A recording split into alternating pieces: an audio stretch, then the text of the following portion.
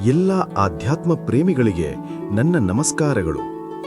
ಯಶಸ್ವಿ ಮತ್ತು ನೆಮ್ಮದಿಯ ಜೀವನದ ಸೂತ್ರ ಯಾವುದು ಎಂಬ ಪ್ರಶ್ನೆಗೆ ಉತ್ತರ ಬೇಕಿದ್ದರೆ ನಾವು 5,000 ವರ್ಷಗಳ ಹಿಂದೆ ನಡೆದ ಒಂದು ಅದ್ಭುತ ಸಂಭಾಷಣೆಯನ್ನು ನೆನೆಯಬೇಕು. ಅದೇ ಶ್ರೀಮದ್ ಭಗವದ್ಗೀತೆ. ಕೇವಲ ಒಂದು ಧಾರ್ಮಿಕ ಗ್ರಂಥವಲ್ಲ, ಇದು ಮನುಷ್ಯನ ಮನಸ್ಸಿನಲ್ಲಿ ಮೂಡುವ ಎಲ್ಲಾ ಗೊಂದಲಗಳಿಗೆ ಮತ್ತು ಪ್ರಶ್ನೆಗಳಿಗೆ ಶ್ರೀಕೃಷ್ಣನು ಕೊಟ್ಟಿರುವ ಒಂದು ವಿಶ್ವ ಜೀವನ ಪಾಠ, ಅಂದರೆ ಯೂನಿವರ್ಸಲ್ ಲೈಫ್ ಮ್ಯಾನ್ಯುಯಲ್. ನಮ್ಮ ಜೀವನಕ್ಕೆ ಅತ್ಯಗತ್ಯವಾದ ಗೀತೆಯ ಪ್ರಮುಖ 3 ಸಂದೇಶಗಳನ್ನು ಅರ್ಥ ಮಾಡಿಕೊಳ್ಳೋಣ. 1. ನೀನು ದೇಹವಲ್ಲ, ಆತ್ಮ, ದ ಪ್ರಿನ್ಸಿಪಲ್ ಆಫ್ ದ ಸೋಲ್.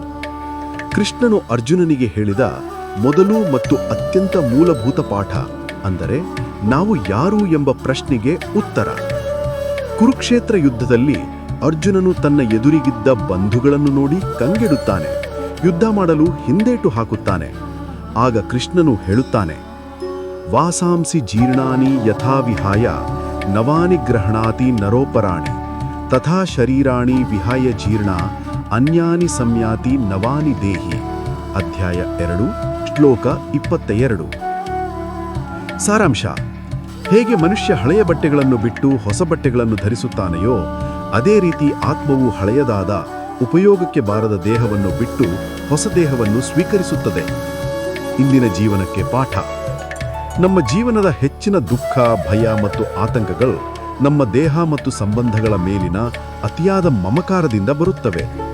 ನೀವು ಕೋಟ್ಯಾಧಿಪತಿಯಾಗಿರಬಹುದು ಅಥವಾ ಒಂದು ಹುಲ್ಲಿನ ಕಡ್ಡಿಯಾಗಿರಬಹುದು, ಆದರೆ ನಿಮ್ಮ ನಿಜವಾದ ಸ್ವರೂಪ ಶಾಶ್ವತವಾದ ಆತ್ಮ.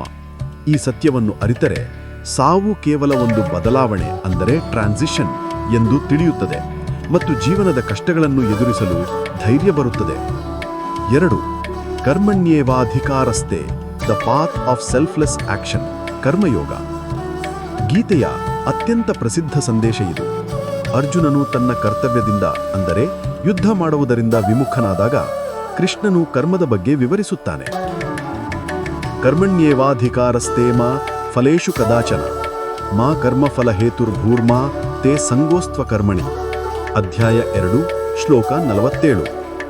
ಸಾರಾಂಶ: ನಿನ್ನ ಕರ್ಮಗಳನ್ನು ಮಾಡುವುದರಲ್ಲಿ ಮಾತ್ರ ನಿನಗೆ ಅಧಿಕಾರವಿದೆ, ಅದರ ಫಲದಲ್ಲಿ ಎಂದಿಗೂ ಇಲ್ಲ. ನೀನು ಫಲಕ್ಕಾಗಿ ಕರ್ಮ ಮಾಡಬೇಡ ಮತ್ತು ಕರ್ಮ ಮಾಡುವುದನ್ನು ಬಿಡಲೂ ಬೇಡ. ಇಂದಿನ ಜೀವನಕ್ಕೆ ಪಾಠ: ನಾವು ಯಾವುದೇ ಕೆಲಸ ಮಾಡಿದರೂ ತಕ್ಷಣವೇ ಫಲಿತಾಂಶ, ಅಂದರೆ ರಿಸಲ್ಟ್ ಸಿಗಬೇಕು ಎಂದು ನಿರೀಕ್ಷಿಸುತ್ತೇವೆ. ಆದರೆ ಫಲಿತಾಂಶ ನಮ್ಮ ಕೈಯಲ್ಲಿಲ್ಲ. ಈ ತತ್ವವನ್ನು ಅಳವಡಿಸಿಕೊಂಡರೆ ನಿಮ್ಮ ಕೆಲಸದಲ್ಲಿ ದಕ್ಷತೆ, ಅಂದರೆ ಎಫಿಷಿಯನ್ಸಿ ಹೆಚ್ಚಾಗುತ್ತದೆ ಮತ್ತು ಒತ್ತಡ, ಅಂದರೆ ಸ್ಟ್ರೆಸ್ ಕಡಿಮೆಯಾಗುತ್ತದೆ. ನೀವು ವಿದ್ಯಾರ್ಥಿಯಾಗಿರಲಿ, ಉದ್ಯೋಗಿಯಾಗಿರಲಿ ಅಥವಾ ಗೃಹಿಣಿಯಾಗಿರಲಿ, ನಿಮ್ಮ ಕರ್ತವ್ಯವನ್ನು ಸಂಪೂರ್ಣ ಶ್ರದ್ಧೆಯಿಂದ ಮಾಡಿ. ಫಲಿತಾಂಶ ಒಳ್ಳೆಯದಾಗಿದ್ದರೆ ಸಂತೋಷಪಡಿ, ಕೆಟ್ಟದಾಗಿದ್ದರೆ ವಿಚಲಿತರಾಗಬೇಡಿ, ಏಕೆಂದರೆ ಫಲದ ನಿಯಂತ್ರಣ ನಿಮ್ಮ ಕೈಯಲ್ಲಿಲ್ಲ. ಇದುವೇ ನಿಷ್ಕಾಮ ಕರ್ಮಯೋಗ. 3. ಸರ್ವಧರ್ಮಾನ್ ಪರಿತ್ಯಜ್ಯ, the ultimate devotion and surrender. ಗೀತೆಯ ಅಂತಿಮ ಭಾಗದಲ್ಲಿ ಕೃಷ್ಣನು ತನ್ನ ಅತ್ಯಂತ ಗೋಪ್ಯ ಪ್ರೀತಿಯ ಸಂದೇಶವನ್ನು ನೀಡುತ್ತಾನೆ. ಇದು ಎಲ್ಲಾ ಯೋಗಗಳಿಗಿಂತ ಶ್ರೇಷ್ಠವಾದದು. ಸರ್ವಧರ್ಮಾನ್ ಪರಿತ್ಯಜ್ಯ ಮಾಮೇಕಂ ಶರಣಂ ವ್ರಜ ಅಹಂ ತ್ವಾಂ ಸರ್ವ ಪಾಪೇಭ್ಯೋ ಮೋಕ್ಷಯಿಷ್ಯಾಮಿ ಮಾ ಶುಚ. ಅಧ್ಯಾಯ 18, ಶ್ಲೋಕ 66. ಸಾರಾಂಶ: ಎಲ್ಲಾ ಧರ್ಮಗಳನ್ನು, ಅಂದರೆ ರೀತಿ ರಿವಾಜುಗಳನ್ನು ತೊರೆದು ನನ್ನೊಬ್ಬನನ್ನೇ ಸಂಪೂರ್ಣವಾಗಿ ಶರಣಾಗು. ನಾನು ನಿನ್ನನ್ನು ಎಲ್ಲಾ ಪಾಪಗಳಿಂದ ಮುಕ್ತಗೊಳಿಸುತ್ತೇನೆ, ಚಿಂತಿಸಬೇಡ. ಇಂದಿನ ಜೀವನಕ್ಕೆ ಪಾಠ: ದೇವರಿಗೆ ಶರಣಾಗತಿ ಎಂದರೆ ಎಲ್ಲಾ ಜವಾಬ್ದಾರಿಗಳನ್ನು ಬಿಟ್ಟು ಓಡಿ ಹೋಗುವುದಲ್ಲ. ನಮ್ಮ ಕರ್ತವ್ಯಗಳನ್ನು ನಿಷ್ಕಾಮವಾಗಿ ಮಾಡಿ ಅದರ ಫಲ ಮತ್ತು ಜವಾಬ್ದಾರಿಯನ್ನು ಪರಮಾತ್ಮನಿಗೆ ಅರ್ಪಿಸುವುದು. ಇದು ನಮ್ಮ ಅಹಂಕಾರವನ್ನು ಕಡಿಮೆ ಮಾಡುತ್ತದೆ ಮತ್ತು ಮನಸ್ಸಿನಲ್ಲಿರುವ ಅತಿದೊಡ್ಡ ಭಾರವನ್ನು ತೆಗೆದುಹಾಕುತ್ತದೆ. ನಾನು ಮಾಡುತ್ತೇನೆ ಎಂಬ ಅಹಂಕಾರಕ್ಕಿಂತ ಭಗವಂತನು ನನ್ನ ಮೂಲಕ ಈ ಕೆಲಸವನ್ನು ಮಾಡಿಸುತ್ತಿದ್ದಾನೆ ಎಂಬ ಭಾವನೆ ನಮಗೆ ಪರಮಶಾಂತಿಯನ್ನು ನೀಡುತ್ತದೆ. ಉಪಸಂಹಾರ: ಪೂಜ್ಯರೇ, ಭಗವದ್ಗೀತೆಯು ಒಂದು ದಿನದ ಪಾಠವಲ್ಲ, ಅದು ಜೀವನವೀಡ ಅಭ್ಯಾಸ ಮಾಡಬೇಕಾದ ಯೋಗ.